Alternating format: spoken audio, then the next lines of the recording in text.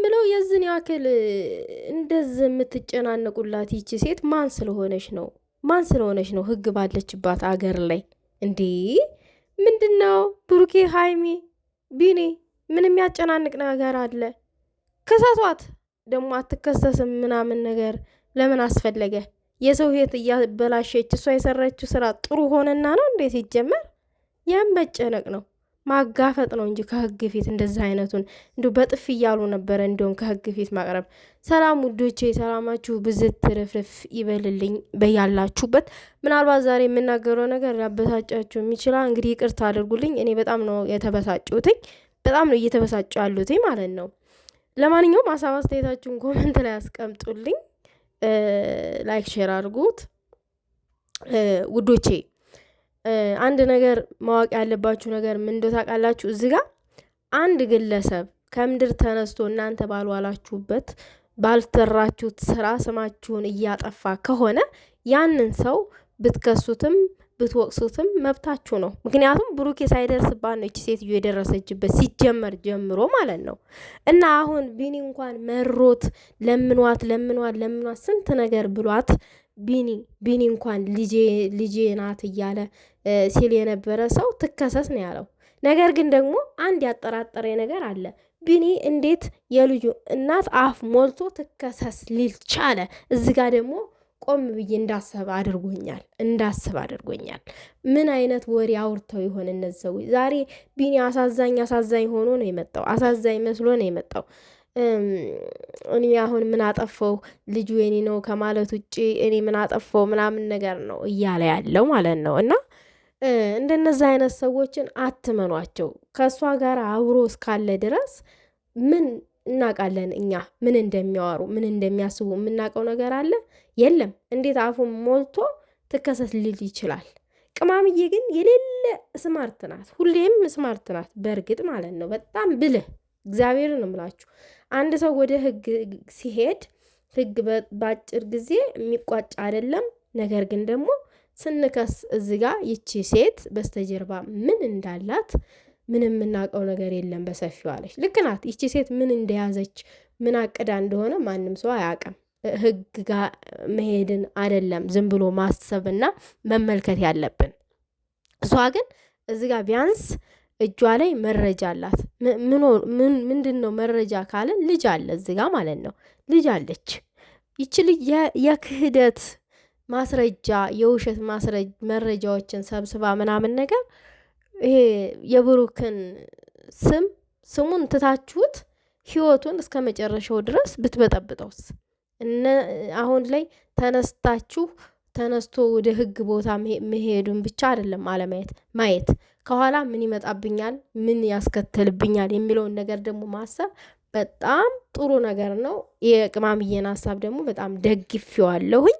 ብሩኬስ ማለቴ ቢኒስ እንዴት ባንዴ ተነስቶ ትከሰስ ወደ ህግ ቦታ መሄድ ነው እምቢ ካለች ምናምን እንዴት ሊል ቻለ? እንዴት ልቡ ጨከነ? እንዴት የልጁን እናት እንዴት ሊጨክን ቻለ? በሷ ላይ እንዴት እንድትከሰስ ፈለገ እንዴ? እስከ ዛሬ ሲለምናት ያልታከተ እስከ ዛሬ ብዙ ነገር ሲመላለስ ያልታከተ ሰውዬ ዛሬ እንዴት ሊታክት ቻለ? በአንድ ጊዜ እስቲ እንየው፣ እንታገስ። መታገስ ጥሩ ነው ለማንኛውም ለሁሉም ነገር ብላለ ቅማምዬ። ልክ ናት። ይቺ ሴትዮ እጇ ረጅም ነው። እናንተ ያያችሁት መክሰሳችሁን ነው። በቃ ሌለ ስማችሁን ማጥራታችሁ ነው።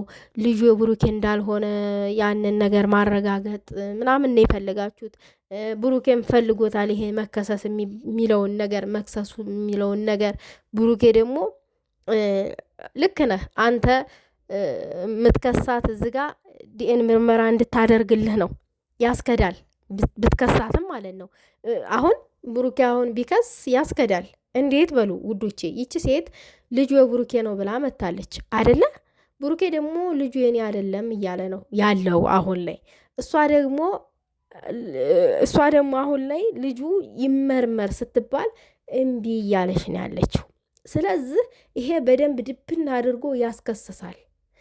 ግን ደግሞ የሚያወዛግቡ ነገሮች አሉ። እሷ ስትከሰስ ችግሩ ቢራዘምስ ሌላ ጣጣ ይዞ ቢመጣስ ነው የቅማሜዬም ሀሳብም የኔም ሀሳብ እንደዛ ነው። ሌላ ጣጣ ቢፈጥርስ ከዚህ በላይ ችግር ቢፈጠር እና ከዚህ በላይ ችግር ሊፈጠር ስለሚችል ስለዚህ መክሰስ የሚለው ነገር ይረጋጋ። በእርግጥ ደግሞ መከሰሷ አዎ አግባብ ነው። ትክክለኛ የሆነ ውሳኔ ነው እና መረጋጋትም ጥሩ ነው። መረጋጋት ጥሩ ነው። ልጁ ያንተ ነው ብላ እስከመጣች ድረስ አንድ ወንድ ደግሞ የኔ ነው የኔ የሱ እንዳልሆነ እየተደጋግሞ እየተናገረ ያቺ ሴት የማትሰማ ከሆነች እንደነዛ አይነት ጉዳዮችን የሚፈታቸው ህግ ነው።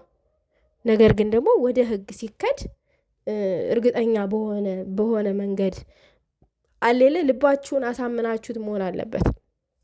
ልባችሁን አሳምናችሁ የራሳችሁ መረጃ ይዛችሁ ማስረጃ ምስክር የሚባል ነገር እሱን ሁሉ አሟልታችሁ ነው እንጂ የምትሄዱት ዝም ብላችሁ እጃችሁንና እግራችሁን አይደለም ይዛችሁት የምትሄዱት። እና መረጋጋት ጥሩ ነው። ቢኒ ደግሞ አትቅለስለስ።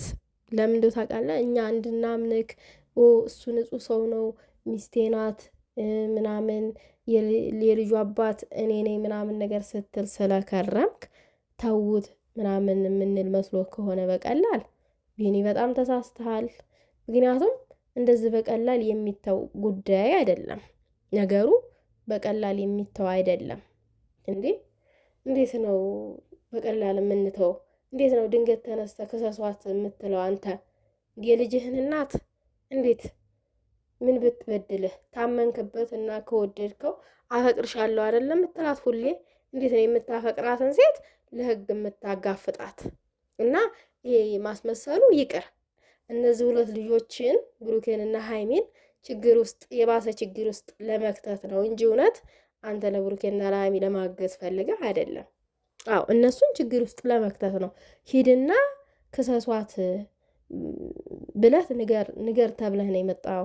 ስለዚህ እናንተ የዋሆች ብሩኬንና ሃይሚ የምታደርጉትን ነገር በጥንቃቄ አድርጉ። ቅማምዬ እንዳለችው ነገሩ ቃስ ተብሎ ምናምን ብላለች። አዎ ቃስ ተብሎ ሁሉ ነገር በሂደት ይሆናል። በችኮላ የሚደረግ አይደለም። በችኮላ አይደለም ወደ ህግ የሚከደው፣ ቃስ ተብሎ ነው። የልጅቷን ሁኔታን በደንብ እዩ።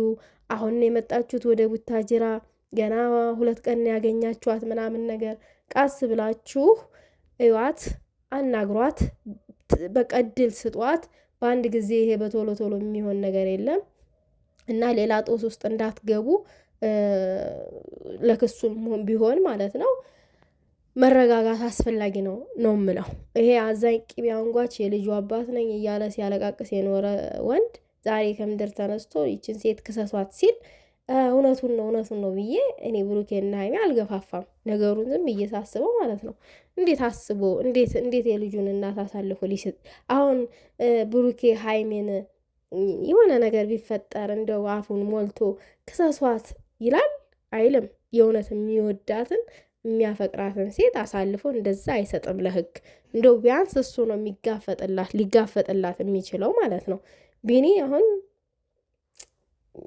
ሙሉ ለሙሉ እንዳይጋፈጥላት ነገሮቹ እንዳይበላሹ ነው እንደዚህ ለቡሩኬና ለሃይሚ አዛኝ ሆኖ የቀረበው ማለት ነው። ነገሩ እንዳይበላሽ ነው። ተረድተናሃል። ይመችህ ያራዳ ልጅ። ይህንን ነው እኔ ማለት የምፈልገው። ቤተሰብ እንግዲህ እናንተን ሀሳብ ኮመንት ላይ አስቀምጡ። የኔ ሀሳብ ይኸው ነው። ከዚህ በላይ ምን የሚጨምረው ነገር የለም። ፈጣሪ ሰላሙን ያምጣው።